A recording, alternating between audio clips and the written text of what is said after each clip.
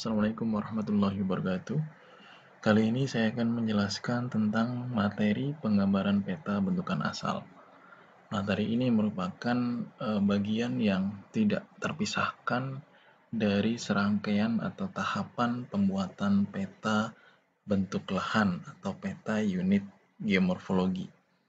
2 minggu terakhir, teman-teman sudah mencoba membuat peta bentuk medan, di mana peta bentuk medan ini menjadi salah satu aspek penting di dalam serangkaian pembuatan peta geomorfologi. Peta bentuk medan biasanya disebut sebagai aspek morfologi, atau kita bisa juga katakan relief. Kemudian peta bentukan asal ini itu juga merupakan salah aspek yang penting di dalam pembuatan peta geomorfologi yang sering disebut sebagai aspek morfogenesa. Kompetensi yang dituju, teman-teman coba memahami konsep bentukan asal, lalu kemudian teman-teman nanti coba membuat peta bentukan asal. Sebelum kita masuk pada tahapan pembuatan peta bentukan asal, terlebih dahulu kita harus pahami kaitannya dengan proses geomorfologi dan aspek apa saja yang perlu diperhatikan dalam proses geomorfologi.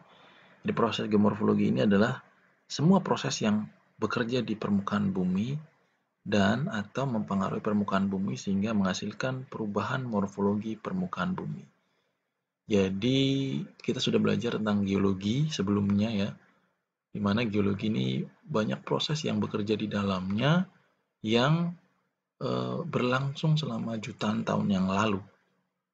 Lalu kemudian setelah dia terjadi bentuk muka bumi ini, lalu kemudian ada proses yang mengintervensi. Ada proses endogen, ada proses eksogen, ada proses ekstraterestrial atau kejadian sesuatu yang luar biasa, misalkan jatuhnya meteor dan seterusnya. Nah, ada 4 aspek yang harus diperhatikan di dalam geomorfologi. Yang pertama adalah morfologi. Ini yang kita sudah coba buat petanya bentuk medan ya 2 minggu yang lalu. Kemudian yang sekarang kita belajar tentang morfogenesa atau bentukan asal. Kemudian ada morfoaransemen. Jadi di sini ada asosiasi dengan bentuk lahan lain. Dan yang terakhir adalah morfokronologi atau urutan waktu pembentukan. Namun pada prosesnya dalam tahapan pembuatan peta unit geomorfologi, 3 dari 4 aspek yang paling sering digunakan adalah morfologi, morfogenesa, dan morfoaransemen. Kita sudah coba membuat peta bentuk medan ya, atau morfologi, relief.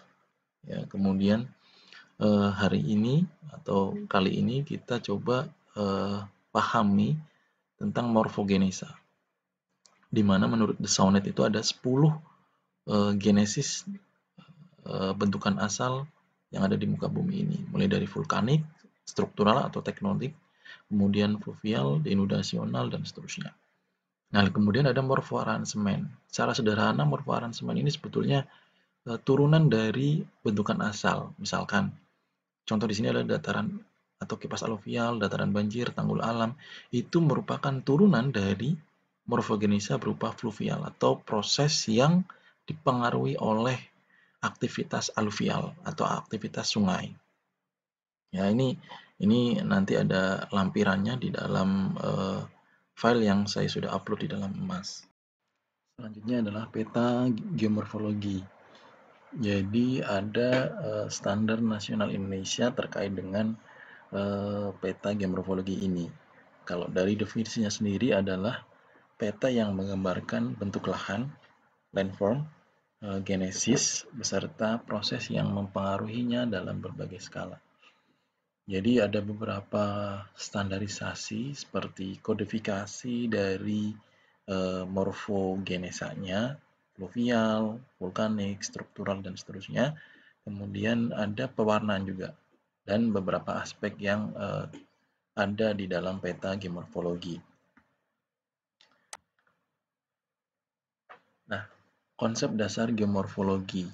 Jadi ada 3 pengelompokan relief ya.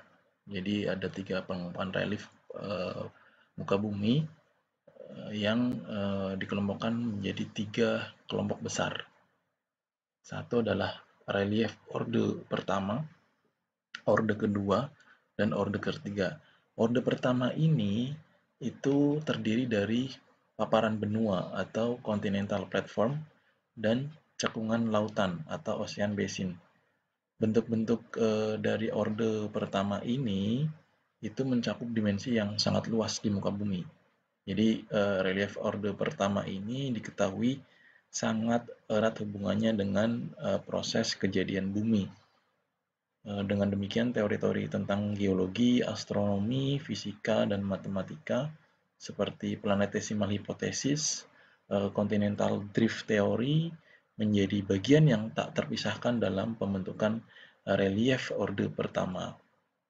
Lalu kemudian ada relief orde kedua, disebut juga sebagai bentuk-bentuk yang membangun atau constructional form. Hal ini disebabkan relief orde kedua dibentuk oleh gaya endogen sebagai gaya yang bersifat membangun atau constructional force. Kawasan benua-benua dan cekungan-cekungan laut merupakan tempat keberadaan atau terbentuknya satuan-satuan dari relief dari orde kedua seperti daratan, plato, dan pegunungan. Gaya endogen yang berasal dari dalam muka bumi, dari dalam bumi maksud saya, dapat mengakibatkan terjadinya perubahan-perubahan di atas muka bumi. Lalu yang ketiga adalah relief orde ketiga. Dikenal juga sebagai bentuk-bentuk yang bersifat menghancurkan atau destructional forms.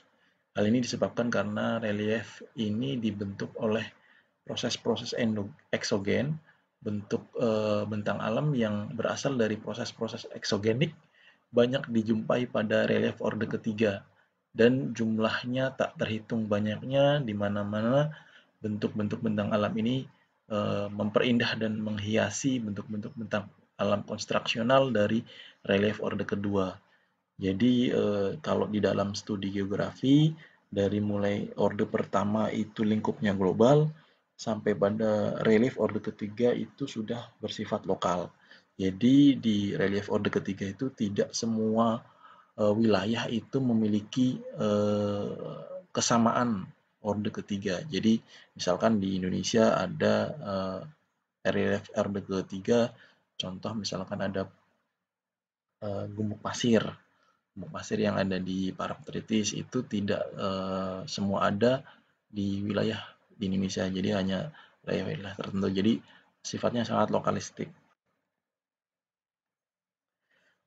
Kemudian menurut Van Zuidam dan de Saunen itu ada 10 genetik atau 10 genesis bentuk lahan. Jadi ada struktural, vulkanik, fluvial, glasial, aeolin, marine, karst, kemudian denodasional, biologi, dan antropologi. Jadi kalau diskalakan dalam hal pemetaan, pemetaan untuk yang struktural dan vulkanik itu masuk ke dalam global mapping. Jadi seperti yang sebelumnya ya, struktural dan vulkanik itu masuk ke dalam global mapping, kemudian semi detail mapping itu muncul pada genesis fluvial, glasial, eolin, marine, karst, dan denudasional. Ini terbentuk jadi ada proses eksogenik baik secara fisikal maupun chemical ya. Kemudian yang paling detail adalah biological, kemudian anthropological. Jadi ini micro constructional landform. Nah, ini adalah alur kerja pembuatan peta geomorfologi. Jadi beberapa minggu terakhir hingga beberapa minggu ke depan, teman-teman sudah mencoba membuat serangkaian proses yang pada akhirnya menghasilkan peta bentuk lahan. Jadi mulai dari peta bentuk medan, kemudian yang sekarang adalah peta bentukan asal yang diekstrak dari informasi peta geologi, baik liktologinya maupun strukturalnya. Nah, sementara untuk peta pola aliran ini tidak banyak digunakan dalam prakteknya sebetulnya. Jadi hanya kasuistik atau kasus-kasus tertentu yang memang memerlukan peta pola aliran untuk mengidentifikasi morfogenesisnya, sehingga bisa dibedakan secara rinci peta bentuk lahannya. Nah, ini adalah morfogenesa ya, bentukan asal. Kenapa sih perlu kita pelajari bentukan asal? Jadi yang dalam benak kita, misalkan kita berkunjung ke suatu lokasi atau suatu daerah yang di situ ada bentuk-bentukan yang kita coba-coba menerka. Apakah ini asalnya itu dari aktivitas tektonik atau dari aktivitas vulkanik atau aktivitas yang lain? Nah, ini kan bisa timbul pertanyaan seperti itu. Nah, bagaimana cara mendapatkan informasi itu? Apakah dia dari vulkanik, apakah dia dari fluvial, apakah ini dari tektonik? Itu kan kita perlu menyusunnya supaya setelah kita tahu bentukan asalnya, barulah kita bisa mendetailkan. Setelah kita tahu misalkan di situ merupakan bentukan asalnya adalah vulkanik, nah apa saja bentukan-bentukan yang dibentuk oleh aktivitas vulkanik. Misalkan ada kaldera, ada kepundan, kemudian ada lereng gunungnya, ada kaki volkannya, dan seterusnya. Nah, ini masuk ke dalam morfogenesa. Ini ya terbagi menjadi dua sebetulnya, morfostruktur pasif yang litologi menjadi penyusun unit geomorfologi. Jadi kata kuncinya di sini adalah litologi untuk mengidentifikasi apakah di situ bentukannya vulkanik, tektonik atau yang lain. Lalu kemudian di situ ada morfostruktur aktif, di mana ini mencakup seluruh proses endogen, mulai tektonik, vulkanisme, proses eksogen juga termasuk di dalam morfostruktur aktif. Nah, ini adalah morfogenesis atau bentukan asal yang diklasifikasikan oleh bentuk lahan Van Zwiedam, atau The Sauna juga mengklasifikasikan menjadi 10. Jadi mulai dari vulkanik, struktural atau tektonik, fluvial, hingga antropogenik. Nah, ini ciri dan karakteristiknya sudah saya upload juga di Emas untuk mengekstraksi asosiasi hubungan antara peta geologi dengan bentukan asalnya. Nah, ini definisi proses eksogenik ya. Dia mencakup seluruh proses pelapukan yang menghasilkan material lepas. Ini adalah proses eksogenik ini bersifat destruktif ya, seperti yang sudah saya jelaskan tadi pada konsep geomorfologi ya. Nah, apa saja bentuk-bentuk proses eksogenik ini ada, misalkan pelapukan, kemudian ada pergerakan massa, kemudian erosi, dan pengendapan misalkan deposisi ya. Nah, bentuk-bentuk dari atau pendetailan dari bentuk misalkan tadi vulkanik, kita bisa tahu ada kaldera, bisa tahu ada kaki vulkan, dataran vulkan, itu kan selain dari morfologi juga bisa dari unsur-unsur lain akibat proses eksogenik, ya kan? Misal kita tahu ada proses-proses fluvial. Misal di situ ada dataran banjir, kemudian ada tanggul sungai, kemudian setelah ada tanggul sungai di belakangnya ada rawa belakang atau backswamp. Nah, ini itu kan akibat proses eksogenik dari erosi, kemudian diendapkan menjadi sebuah dataran banjir, lalu kemudian diendapkan lagi menjadi sebuah tanggul alam, dan seterusnya. Ini akibat proses eksogenik. Nah, ini adalah petunjuk kegiatan untuk tugas kali ini ya. Jadi teman-teman nanti coba ekstrak informasi jenis batuan dan struktur geologi. Jadi nanti di situ ada litologi dan juga ada struktur geologi seperti patahan, lipatan, dan seterusnya. Jadi ada legendanya ya di dalam peta geologi yang telah dipelajari sebelumnya, sebelum materi ini. Kemudian nanti buat peta jenis batuan dan peta struktur geologi. Lalu kemudian tampalkan kedua peta tersebut dengan jaringan peta jaringan sungai juga untuk menghasilkan peta bentukan asal. Lalu yang ketiga adalah beri warna bentukan asal sesuai dengan aturan SNI yang juga saya lampirkan juga di dalam PPT ini. Ini warna yang sudah sesuai dengan SNI. Nah, ini adalah peta kegiatan kita. Jadi wilayahnya sama. Jadi nanti setiap orang itu seperti pada saat pembuatan atau penggambaran peta bentuk medan ya. Jadi wilayahnya harus sama. Karena nanti proses ini akan berlangsung hingga pembuatan peta bentukan lahan atau peta bentuk lahan ya. Nah, selanjutnya adalah saya akan jelaskan tentang teknis penggambarannya.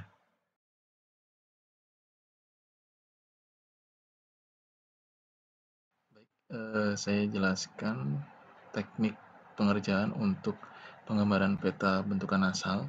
Jadi teman-teman sudah diberikan peta wilayah tugas, di mana peta wilayah tugas itu sudah disesuaikan dengan wilayah yang sama dengan pada saat pengerjaan peta bentuk medan. Jadi teman-teman yang kemarin mendapatkan satu wilayah pada bentuk medan, pada tugas kali ini harus memperoleh pembagian wilayah yang sama dengan pada saat pengerjaan peta bentuk medan. Ya, jadi teman-teman sudah mendapatkan peta geologi ini, di mana peta geologi ini seperti yang teman-teman pernah membaca peta geologi, ada informasi litologi. Litologi itu yang poligon-poligon berwarna-warna ini, lalu kemudian ada strukturnya, struktur seperti yang garis-garis seperti ini, apakah itu patahan, apakah itu lipatan. Nah, dua unsur ini bisa digunakan untuk mengidentifikasi apakah daerah ini bentukan asalnya dari vulkanik atau tektonik atau yang lainnya. Nah, caranya teman-teman lakukan delineasi terhadap peta litologinya, litologi yang berwarna-warni seperti ini, poligonnya, juga strukturnya. Struktur itu yang ini, yang ada garis-garisnya. Jika nanti tidak ada di wilayah teman-teman tidak ada strukturnya, nggak apa-apa. Jadi hanya litologi berarti. Nah, misalkan saya sudah coba delineasi peta litologi dan strukturnya. Jadi saya sudah coba delineasi misalkan seperti ini. Ini adalah strukturnya dan ini adalah litologinya dengan labeling yang sesuai dengan peta geologinya. Nah, kemudian teman-teman coba lihat isinya, isi dari informasi litologinya. Misalkan di sini ada TMCI, formasi Cibodas, isinya adalah batu gamping. Ketika teman-teman mendapatkan informasi seperti ini, sudah dapat dipastikan itu adalah bentukan asalnya berasal dari kars atau solusional. Jadi saya juga sudah sertakan di dalam emas hubungan antara litologi dan bentukan asal. Jadi kalau misalkan di sini tadi sudah dibilang batu gamping atau juga nanti kalau misalkan ada batu karang, itu sudah bisa dipastikan wilayah itu atau poligon itu bentukan asalnya berasal dari kars. Begitu juga yang lainnya, misalkan di sini ada bagian bawah formasi bentang. Isinya adalah batu pasir karbonatan, batu pasir tufan. Kemudian kita bisa lihat sebetulnya, saya juga sudah sertakan juga ciri-cirinya ya. Misalkan struktural dicirikan oleh adanya struktur patahan dan lipatan. Nah, ini nanti dari strukturnya. Kalau dari litologinya nanti batuan sedimen. Kita bisa lihat di sini. Di sini ada batuan sedimen, berarti bisa dipastikan tadi yang berisi batu pasir karbonatan itu merupakan bentukan asal dari struktural atau tektonik. Kita juga bisa coba cek juga di hubungan litologi dan bentukan asal dari tektonik. Batu liat, batu pasir, batu lempung, batu lumpur, itu semua masuk ke dalam bentukan asal dari tektonik. Jadi kembali lagi ke petanya, kita bisa cek ya di sini setelah teman-teman melakukan delineasi, kemudian sudah tahu informasinya, jadi tinggal teman-teman isi bentukan asalnya. Misalkan contoh, ini ada TMJV di mana isinya adalah, misalkan di sini ada formasi Jampang, di bagian bawah terdiri dari napal. Nah, tadi napal apa isinya? Napal itu bentukan asalnya apa? Kita bisa cek di sini. Kan napal di sini ya, napal. Oh, ternyata dia tektonik. Jadi kita bisa lakukan pemerian pada genesanya. TMJV dia tektonik. Kemudian misal contoh lain, misalkan TMBV. Nah, kita bisa cek. Oh, ternyata TMBV ini dari vulkanik. Kenapa bisa dari vulkanik? Karena di sini sudah bisa ketahuan formasi beser breksi vulkanik andesitis. Nah, kita bisa cek di sini. Nah, di sini ya. Breksi andesit, volkan, lava, dan seterusnya. Ini masuk ke dalam bentukan vulkanik, atau juga bisa dari sini. Nah, ini formasi beser ya. Ini bisa jadi vulkanik di sini ya. Oke, misalkan contoh lain, TMBL misalkan ya. Misinya banyak sekali ya. Tahu formasi bentang batu pasir karbonata nih, sudah disebut batu pasir di sini, berarti yang paling dominan adalah batu pasir, sehingga kita bisa tentukan poligon ini atau daerah ini, wilayah ini merupakan bentukan asal atau dari aktivitas tektonik. Setelah mengidentifikasi bentukan asalnya dari proses sebelumnya, selanjutnya adalah memberikan pewarnaan terhadap bentukan asal tersebut sesuai dengan standar pada SNI atau sesuai dengan yang ada di dalam PPT. Dan jangan lupa nanti dimunculkan labelnya. Misalkan fluvial itu dilabelkan F, kars itu K, struktural S, dan vulkanik V. Misalkan saya contohkan seperti ini. Nah, nanti sesuai dengan pewarnaan yang struktural itu S, kars itu K, kemudian fluvial F, vulkanik V, dan seterusnya. Lalu teman-teman tinggal layout. Dan jangan lupa nanti ada judulnya, ada keterangan-keterangan informasi tepi. Demikian video penjelasan materi untuk penggambaran bentukan asal.